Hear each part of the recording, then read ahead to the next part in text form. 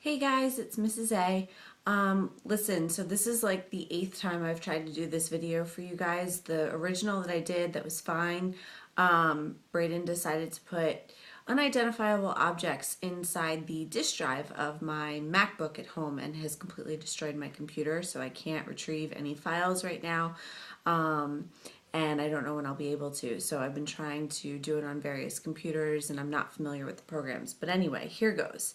I'm going to break this into 3 sections, mainly because the last time I did it as a full lecture and tried to email it to Miss Palma over the weekend, it deleted everything from 20 minutes all the way down to 48 seconds. So I'm going to try and do smaller increments. So obviously, you guys are getting ready to read Rosencrantz and Guildenstern, so we're talking about the theater of the absurd. I'm going to break it into the cover of your packet, which is the Shakespeare and Popular Imagination, Tom Stoppard Introductory Notes and Themes. I'm going to go over that first, then I'm going to go into Theater of the Absurd itself, and then I'll talk about the elements, all of which are parts of the packet that I've had Miss Palma print out for you guys, okay? All right, so bio notes. As far as Tom Stoppard is concerned, you just need to know that he's very worldly. He was born in Czechoslovakia, lived for a while in Singapore.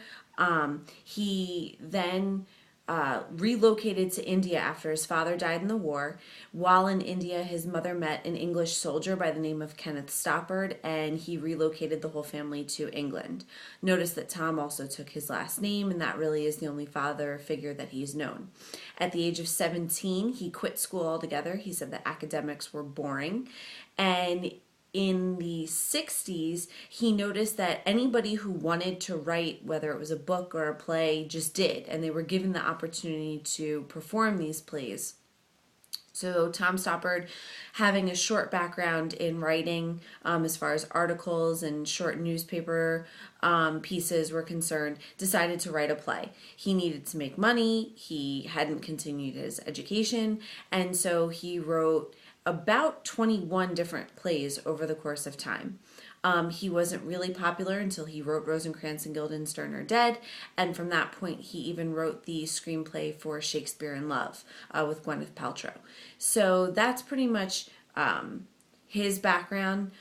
He writes with the sole intention to entertain. That's his goal. So keep that in mind when you're reading. You're not... Though you think with Theater of the Absurd, you're supposed to overanalyze and you're supposed to look into every little line and try to figure out the secret meaning, he really does write for you to be entertained. So laugh when you're confused or be confused, ask questions when you are, but know that you are supposed to read and think that this is either ludicrous or funny or whatever it may be. As far as the character overview, I'm going to start with minor characters. All the minor characters come directly from Hamlet, so it's going to be Claudius, Polonius, Ophelia, and Hamlet, obviously. So those are going to be your 4 major minor characters. Go figure. Your 4 minor characters. Your major characters, there's only 3. There's Rosencrantz, Guildenstern, and then the lead actor, who is the head of the players, which those of you who have read Hamlet, you'll remember from the troupe of actors. It's the lead player. So, Rosencrantz. He is, of the 2 idiots, the more idiotic. So he has a preoccupation with his toenails. He can't remember his own name. Sorry, I'm referring to my notes, so anytime I look down, I'm looking at my own notes. He always allows other people to make decisions for him, and even more so than that, he really, what do I want to say? He doesn't want to upset anybody, but he doesn't understand when he is. So he's like a very annoying character, but he doesn't realize he's annoying, but he's preoccupied with upsetting other people. So he doesn't understand why people are so impatient with him. And it upsets him that they are, but he doesn't understand why they are. If he did, he would probably try to correct the behavior, but we know that in Theater of the Absurd, he can't have the intellect to figure these things out. Guildenstern. He is the smarter of the 2. He actually questions the world around him. He questions people's motives, actions. The only thing is he's too stupid, for lack of better terminology, to understand why people act the way that they do. So he asks, but he'll never understand answers or responses.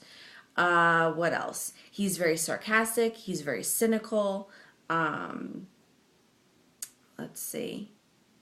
That's pretty much it for Guildenstern.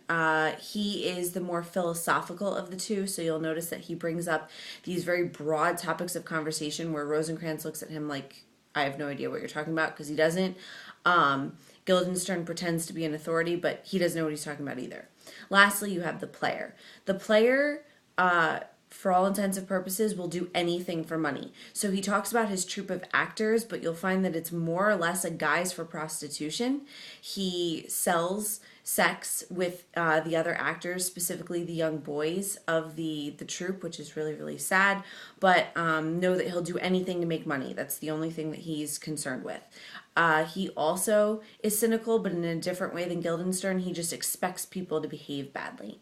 So moving from there, you have the setting. The setting from start to finish, it's going to be very vague. It's going to be very bleak. It's going to be very empty. There's not going to be a lot of description. That's characteristic of theater of the absurd, which we'll get to in a few minutes. But there's going to be no features.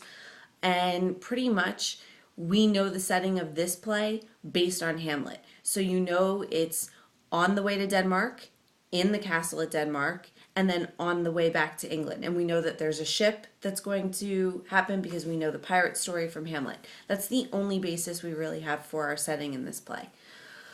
Themes, the plays themselves. So you're looking for drama, you're looking for elements of the theater, and you're looking for actors and their behaviors. So essentially, you're going to see another play within a play, and all of that is what constitutes the major theme, plays in general. And last but not least, you're going to want to consider existentialism. I'm not going to go into that because you all learned that with Into the Wild. So if you need to brush up, then look up on some notes. Themes, over and done with. Setting, character overview, bio notes. You have everything you need for that cover sheet.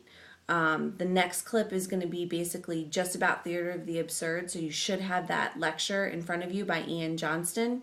I'm going to refer to specific aspects of that and basically just simplify and let you know what you need to know for this particular class. Obviously looking forward to my return and your final. Okay? So part 2 will be coming up in a minute.